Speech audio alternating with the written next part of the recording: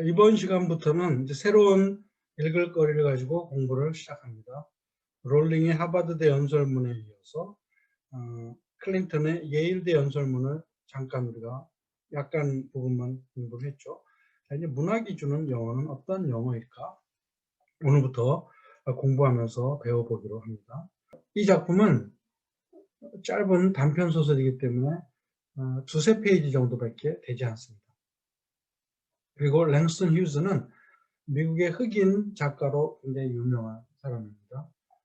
이 사람은 1901년에서부터 1960년대까지 살면서 미국이 인권운동으로 굉장한 막 소용돌이 속에 있을 때에 중심 역할을 했고, 문학 작가로서 옳은 얘기를 많이 쓰고 작품도 쓰고 하는 놀라운 활동을 한 사람입니다. 먼저 이 작가에 대해서 잠깐 보면 화면을 공유해 봅시다. 구글에 나와 있는 정보입니다. 미국의 시인이면서 사회운동가, 그리고 소설가고 또 연극도 쓴 사람, 또 신문의 칼럼도 썼던 작가입니다. 원래 미주리주에서 태어났지만 공부를 뉴욕에 와서 하면서 뉴욕을 중심으로 활동을 한 사람입니다. 그리고 또 이 사람이 활동한 것 중에 하나 중요한 것은 할렘 르네상스라는 문예부흥 운동이 있었는데, 흑인들의 문예부흥 운동이죠. 그 운동의 리더 역할을 했던 사람 중 하나입니다. 원래 그 할렘은 뉴욕 맨하탄에 있는 흑인들이 주로 많이 사는 지역입니다. 그 당시만 해도 굉장히 좀 험악한 지역이었죠. 지금은 좀 개발을 많이 했는데 막 불탄 집도 있고 막 전쟁터 같이 버려진 땅인데 거기에 흑인들이 그냥 살았던 곳입니다. 거기에서 이 랭스턴 휴즈는 문인들과 함께 흑인의 어떤 예술, 뭐 문학, 음악 이런 것을 부흥시키는 아주 중요한 역할을 했습니다. 더군다나 60년대에 있었던 인권 운동의 그 소용돌이 속에서 흑인 인권을 위하여 헌신하고 또 글도 많이 쓰고 사회를 변화시키기 위하여 큰 노력을 경주한 사람입니다. 일단 할렘 르네상스가 뭔지를 잠깐 보면, 할렘 르네상스는 어떤 지적인 부흥 운동이다라고 나오죠. 아프리칸 아메리칸의 예술과 문학의 부흥을 위한 어떤 운동이다. 할렘을 중심으로 맨하탄에. 그게 이제 1920년대에 쭉 펼쳐졌던 건데, 이 랭스턴 휴즈는 젊은 시절 바로 그 뉴욕에서 활동하면서 그 문예부흥 운동에 참여를 한 거죠. 그래서 미국에 있는 흑인들이 소외되고 차별당하고 고통당하는 그들의 문화를 미국 문화의 하나로 올려놓는 굉장히 중요한 역할을 합니다. 그 당시까지만 해도 백인들 위주의 사회였고, 흑인들은 거의 뭐 존재감도 없는 투명인간처럼 취급되던, 있어도 학대하고 뭐 정말 말도 못하는 그 어려움을 겪었던 시절이죠. 그런 시절에 흑인도 미국 문화의 일부라는 것을 보여준 굉장히 중요한 운동이 되겠죠. 이런 활동을 한 작가가 쓴 작품입니다. 작품을 먼저 이제 보면,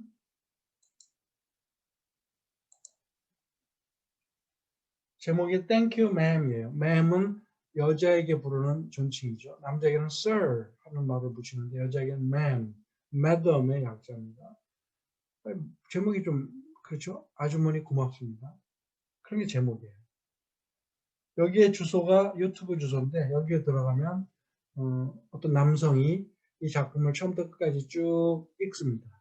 여러분들 듣는 공부하기에 딱 좋고, 내가 눈으로 문장을 읽고 이해했을 때 귀로 얼마나 잘 들어오는지 우리는 공부할 수 있습니다. 예일대 연설문에서 분명히 여러분 느끼지 않았습니까? 그런 것도 소설 작품을 통하여 같이 공부할 수 있으니까 이 작품을 보고 듣고 뭐 하면서 공부하면 여러분들 영어 실력에 굉장한 진전이 있으리라 믿습니다. 이 작품을 읽다 보면 작품 속에 인종 얘기도 없고 장소 얘기도 없고 그래요. 그런데 랭스턴 휴즈라는 작가가 활동한 시기와 장소를 생각할 때에 그 이야기의 전체적인 내용이 흑인들 사회에서 벌어지는 일이라고 우리는 추측할 수 있습니다. 그래서 일단 그런 선입견을 가질 수밖에 없는 작품이고 그렇게 추측한다고 해서 크게 틀리지는 않는 작품입니다. 그래서 마치 이게 뭐 흑인이다라고 규정한 것처럼 강의를 할지도 모르는데 거기에 뭐 특별히 거부 반응을 일으킬 필요는 없습니다. 왜냐하면 내용 자체에 그런 것이 조금씩 암시되어 있기 때문에 우리가 그렇게 볼 수 있다는 뜻이죠.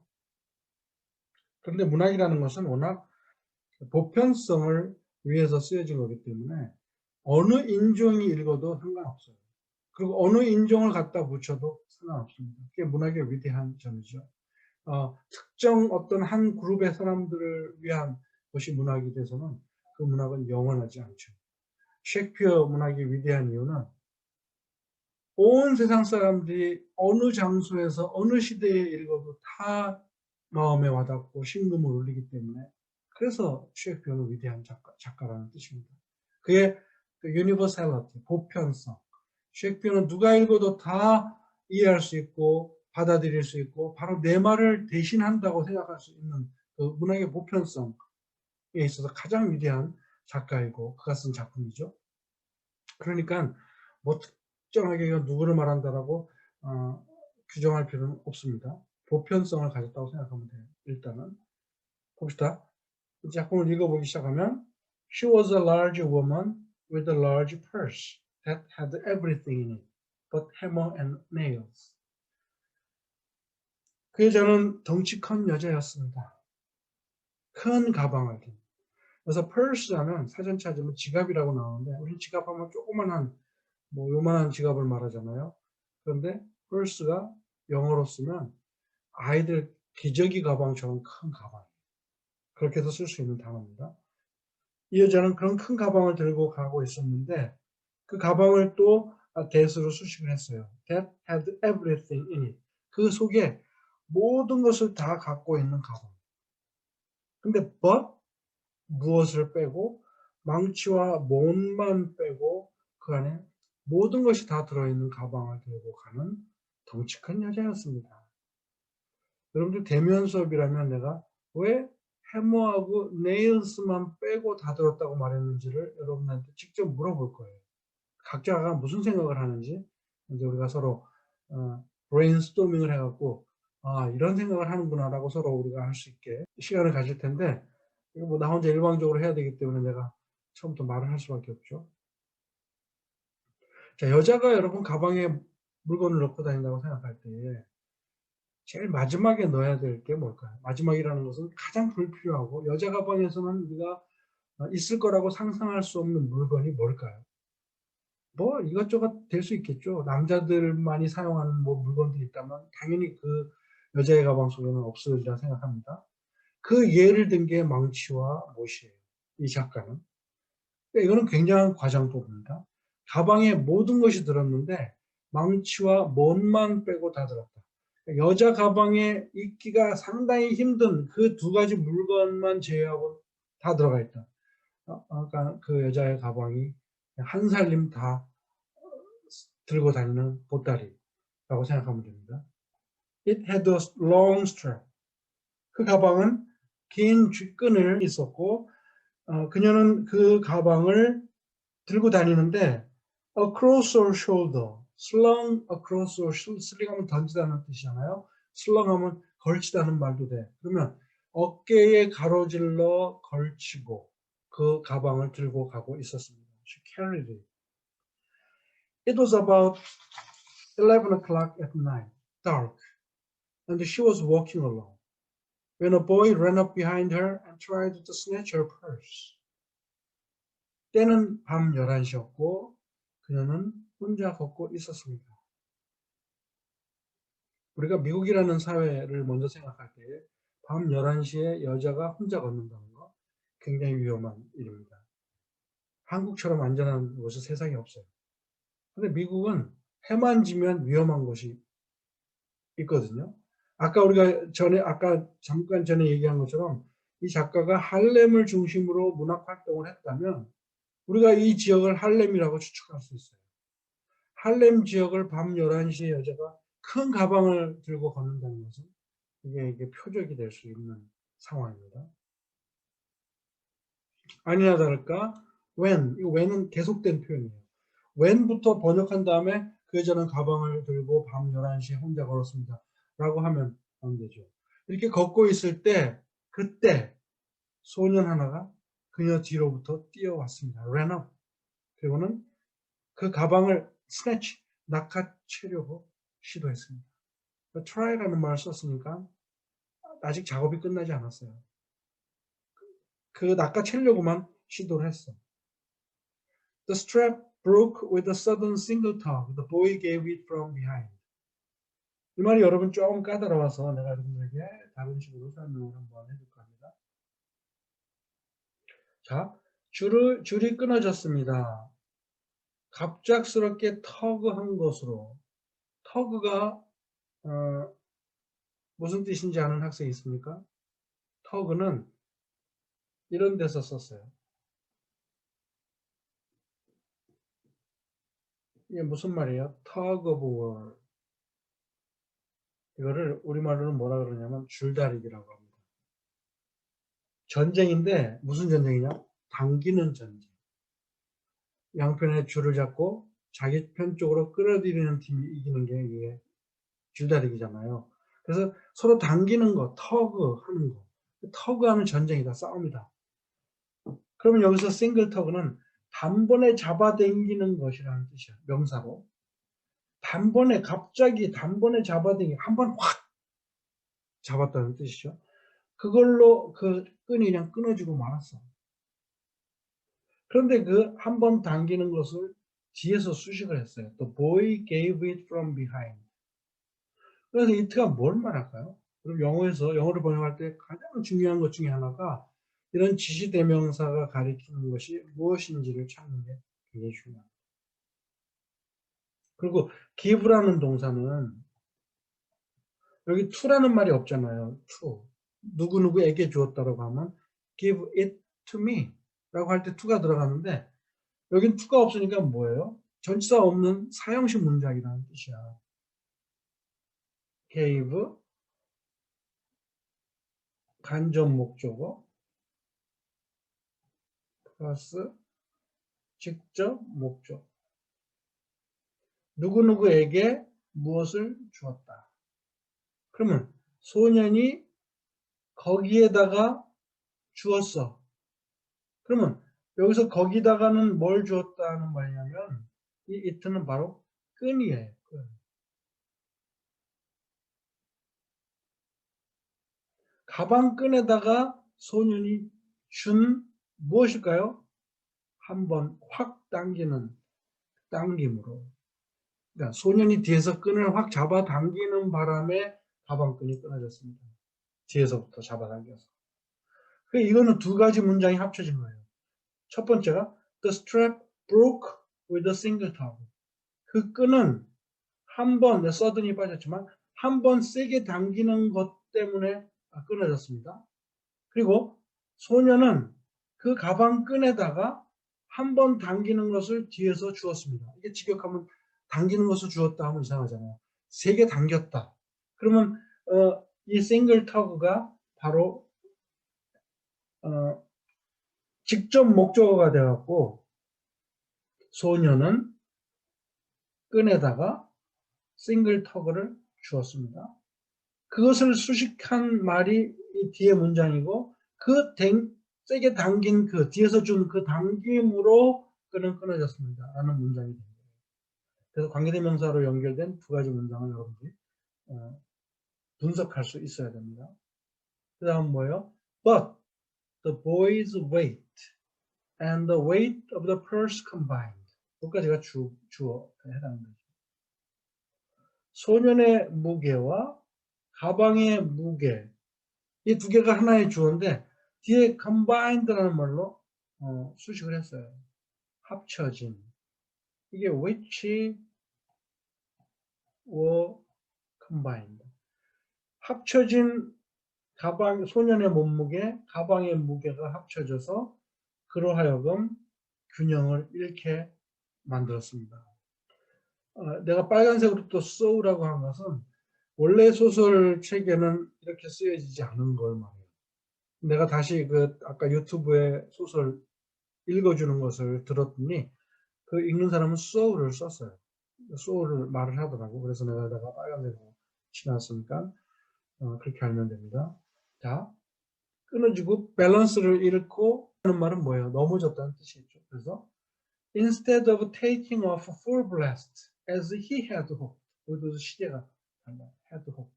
계속 과거형으로 나오다가 왜 had hoped가 됐을까? 여기서 도망간다는 뜻과의 시제 차이 때문에 그렇습니다. take off 하면 보통 비행기가 이륙할 때 take off라는 말을 하죠. 여기서는 뭐 비행기도 아닌데 taking off라고 해서 뭐예요? 주행랑을 치는 거야. 도망가는 거. full blast. 전속력으로 도망가는 대신. 그런데 전속력으로 도망가려고 해서 가방을 낚아채 갖고 그것이 어떤 거야? 그가 바랬던. 그러면 도망가려고 하는 동작과 바랬던 것 두 가지 시간의 차이가 어떻게 날까요? 바랬던 것이 훨씬 먼저죠. 저 가방을 보면서 저걸 낚아채야 되겠다라고 하면서 도망가려고 희망을 했어. 이미 희망을 한 거가 있었고 그 다음에 도망가려고 했던 거야. 그래서 헤드오프가 된 거고 그가 바라던 대로 전속력으로 도망가는 대신 the boy fell on his back. 뒤로 나자빠졌습니다. 등이 그냥 땅에 닿는다는 뜻이죠. fell on his back. 등으로 쓰러졌습니다. 인도에 on the sidewalk. 그리고 그의 다리는 하늘로 붕 떴습니다. 만화적 표현이죠. 넘어지면서 그냥 다리가 번쩍 하늘로 시켜 올라간 거야. The large woman simply turned around. 자, 가방끈이 끊어지고 아이 하나가 넘어지고 가방도 땅에 떨어졌겠죠. 그러니까 simply 간단하게 몸을 돌려서 그 남자아이의 그 right square in his blue jeans sitter라고 표현했는데 재미있는 표현이에요. 그를 발로 찼습니다. 근데 right square라는 말이 들어가 있어. 찬 장소가 어디냐면 in his blue jeans sitter야. 그래서 sitter라는 말도 재미있는 표현이에요. 여러분들 신체 중에서 자리에 앉고 의자에 앉고 하는 신체 부위가 뭐예요? 엉덩이죠. 영어로 엉덩이를 sit라고 하는 거야. sit. 앉는 부위. 파란색 바지니까 청바지죠. 청바지를 입은 엉덩이에다가 발을 한 방 찼습니다. 근데 right square라고 하면 왜 square? 정사각형? 그런 게 들어가 있을까? 여기서는 정사각형과 관계없이 square라는 말은 부사로 정통으로 표적에 딱 여러분 표적이 정사각형이잖아요. 표적에 딱 맞추는 것처럼 표현할 때 square라고 말을 해요. 그러니까 right square는 바로 정통으로 청바지 입은 엉덩이를 발로 걷어찼습니다. 넘어진 아이. 그 다음 그녀는 reached down. 몸을 굽혔죠. 그 아이를 잡으려고. pick the boy up by his shirt front. shirt front 하면 셔츠 입은 앞부분이야. 우리말로 뭘까요? 멱살이죠. 멱살을 붙잡고 아이를 pick up 올렸어. 끌어올렸어. 그리고는 shook him 흔들었어. until his teeth rattled. 그의 이빨이 흔들릴 때까지. 만화적 표현이죠. 만화에서 막 이렇게 흔들면 이빨이 더더더더더덕 하는 장면이 나오는 것처럼 아이를 흔들었다. 그래서 rattle이라는 단어도 재밌죠. 여러분 방울뱀을 뭐라 그래요? rattlesnake라고 하죠. 방울이 타다다다다 하는 거. 그 rattlesnake를 쓸 때 그 방울뱀을 말하는데 그 아이의 이빨도 그렇게 흔들렸다는 거예요. After that, 그런 일을 한 다음에 넘어진 아이 치켜 세워서 흔든 다음에 여자는 말했습니다. Pick up my pocketbook, boy, and give it here. 아까 purse라고 했는데 이제 pocketbook이라고 해요. 그러면 아, 가방도 또 포켓북이라고도 하는구나 라고 우리는 센스 있게 알아채야죠. 자, 내 가방을 주워. 이 꼬마야, 이놈아. 그리고 give it here. 여기다 갖다 놔. 가방이 끊어져 갖고 끈이 끊어져서 저기 떨어져 있죠. 이 멱살은 잡았죠. 야, 너 가방 갖다가 여기다 놔. 그리고는 she still held him. 여전히 붙잡고 있어. 아이가 어떻게 가방을 집을 수 있어요. 그러나 그 다음 문장이 그걸 보여주죠. But she bent down enough. 충분히 몸을 굽혀줬습니다. To permit him. 그에게 허락하기 위하여 to stoop. 몸을 굽혀 그녀의 가방을 집을 수 있도록 허락하려고 충분히 몸을 굽혀주면서 가방 주워 이놈아 여기다 갖다 놔. 이러고요. 그리고 말합니다. Now ain't you ashamed of yourself? 너 부끄럽지 않니? 여기서 이제 ain't라는 말은 모든 비동사의 부정을 말할 때 ain't를 씁니다. 그래서 이것은 I am not, I ain't, you are not, you ain't, they ain't 이걸로 다 해결돼요. 아마 여러분들 랩을 들어보면 그런 말을 많이 쓸 거예요. ain't 뭐 이런 말. 너 부끄럽지 않냐 이놈아? 이 말이죠. firmly gripped by his shirt front. 이것도 이제 분사구문이죠. firmly gripped 하면 수동태로 멱살이 꽉 잡혀진 채 소녀는 말했습니다. 예, 아주 막 yes 하면 목이 졸려서 멱살 잡으니까 정확하게 발음을 못한 거예요. yes 라고 말하면 yes ma'am 소리가 안 나오네. 여자가 말합니다. What did you want to do it for? 영어에서 what for라는 의문문이 들어가면 그것은 why라는 말하고 똑같아요. 너 이거 왜 하려고 했냐? 그래서 it는 정확하게 말하지는 않았지만 뭘까요? 가방을 낚아채려고 한 행동 전체를 받은 거야. 너 이 짓을 뭘 원해서 한 거야? 왜 한 거야? 그러자 소년이 말합니다. I didn't aim to. 이 didn't를 왜 ain't라고 안 했냐고 말하지 마세요. didn't는 비동사가 아니야. 나는 일부러 그런 거 아니에요. didn't aim 하면 목표를 삼았다는 뜻이니까 내가 목표가 있어서 그런 것이 아닙니다. 그러자 여자는 다 알죠. You lie. 이 거짓말.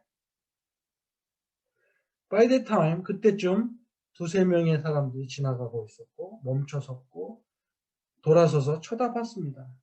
어떤 사람들은 계속 watching, 지켜보고 있었습니다. 이 일이 벌어진 거야. 한밤중에 덩치 큰 여자가 꼬마애를 붙잡고 가방 훔쳐가려던 아이를 붙잡고 지금 실랭이를 벌이는 장면이 보입니다. 사람들이 구경하고 있었죠. If I turn you loose, will you run? asked the woman. 이것도 굉장히 순진한 질문이죠. 너 lose 해줘. turn you loose 하면 너를 놔서 풀어주면 너 도망갈 거야? Yes. 또 소년도 순진하죠. 예, 도망갈 거예요, 아줌마. Then I won't turn you loose. 그렇다면 나는 안 놔주지, 이놈아. said the woman. She did not release him. 그녀는 그 아이를 놔주지 않았습니다. I'm very sorry, lady. 이것도 very sorry, lady, I'm sorry도 들을 때 다 바꿨더라고요. 그래서 내가 빨간색으로 했고, 너무 미안합니다, 아줌마. 미안합니다. 하고 소년이 속삭였어. 목을 꽉 잡고 있으니까 큰 소리를 못 낸 거죠. And your face is dirty. 자, 도둑질하려는 소매치기 하려는 아이를 잡아놓고 이 얼굴을 꽉 멱살 붙잡고 보니까 너 얼굴이 지저분하군. I got a great mind to wash your face for you. 나는 큰 마음을 가졌네. 너의 얼굴을 씻겨줄. 너 얼굴 좀 닦아야겠어, 이놈. 자꾸 이놈해서 죄송합니다. 말버릇이 좀 그래갖고. 아무튼 내가 보니까 얼굴이 지저분한데 내가 얼굴 막 닦아줄 마음이 생기네. I have a great mind to wash your face for you. Ain't you got nobody home to tell you to wash your face? 여기서 ain't는 이제 have 동사에 대한 거예요. have 동사에도 ain't를 씁니다. 집에 아무도 없니? 너에게 얼굴 세수하라는 사람, 말할 사람이 아무도 없니 집에? 놈, no ma'am을 말하면 said the boy. 예, 없어요. 자, 이제 소매치기 소년을 잡아놓고 덩치 큰 아주머니가 얼굴 더럽다 그러고 내가 얼굴 씻어줘야 되겠네 라고 말을 합니다. 좀 요상한 상황이죠. 다음에 이 얘기가 어떻게 전개되는지 여러분들 공부하고 예습하고 다시 나와 이렇게 읽겠습니다.